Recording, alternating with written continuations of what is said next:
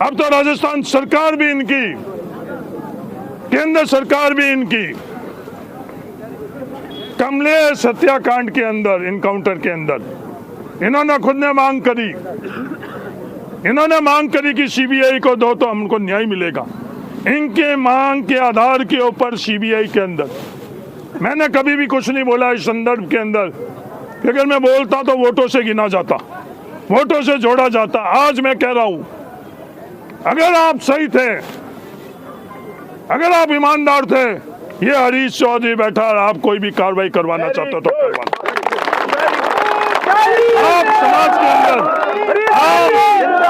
समाज के अंदर, आप समाज के अंदर गलत बात, गलत धारणा, गलत फहमी पैदा कर सिर्फ राजनीतिक ताकत को बढ़ाना चाहते हो।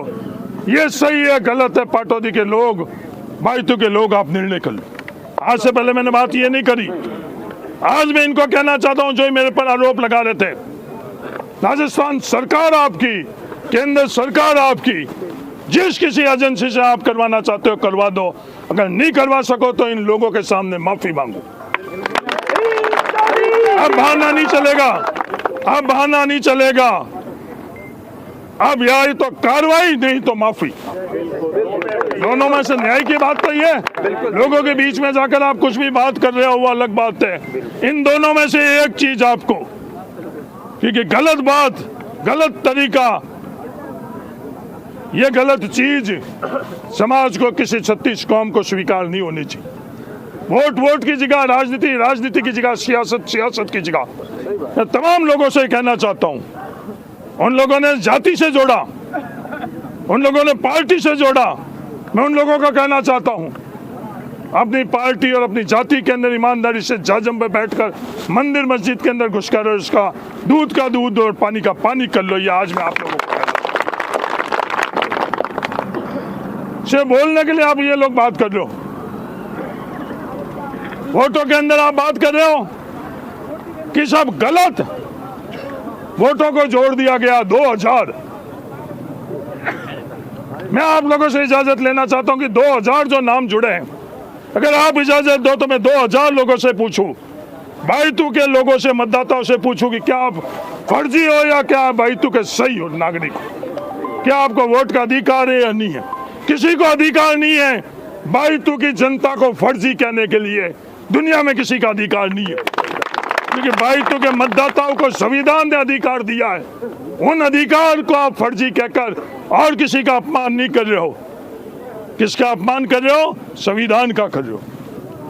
मैं 2000 लोग जिनको ये लोग कह रहे हैं फर्जी है, उनकी सूची सार्वजनिक करूंगा और 2000 लोगों से पूछूंगा कि क्या आप मतदाताओं का अधिकार रखते हो या फर्जी हो।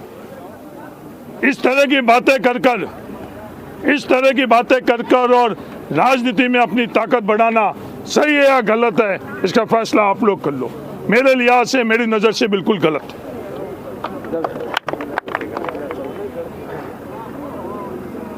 क्योंकि जो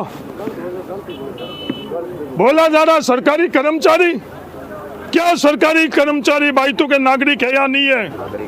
क्या संविधान के अंदर सरकारी कर्मचारियों को वोट देने का हक और अधिकार नहीं है? है। अगर आप में ताकत हो तो संविधान को बदल लो। अगर आपके अंदर ताकत हो, यहाँ आकर विवाद नहीं करो, संविधान के अंदर बदलाव कर दो कि सरकारी कर्मचारी को वोट देने का अधिकार नहीं है। संवैधानिक कर्मचारी किसी राजनीतिक दल से जुड़कर प्रचार नहीं कर सकता, पर वोट का अधिकार हर संवैधानिक पैमाने में सरकारी कर्मचारी पर। यह बौखलाहट क्या दिखा रही है? हर तरह के हथकंडे आपने अपनाए, पर बायतू विचलित नहीं हुआ, पाटौदी विचलित नहीं हुआ। 25 तारीख को फैसला, कहां गठबंधन किया आपने, कहां सौदेबाजी की। मैं पाटौदी की धरती के ऊपर, बायतू की धरती के ऊपर इनको कहना चाहता हूं, पास की विधानसभा के अंदर आपने क्या क्या किया, किन किन को ले जाकर आपने क्या क्या सौदेबाजी करने की कोशिश करी, वो तमाम सौदेबाजी बायतू के लोगों ने नाकाम की। तो इसकी बौखलाहट बायतू के लोगों के ऊपर नहीं करो। कोई भी ईमानदारी से इसका विश्लेषण कर ले, किन किन के साथ इन्होंने सौदेबाजी करी।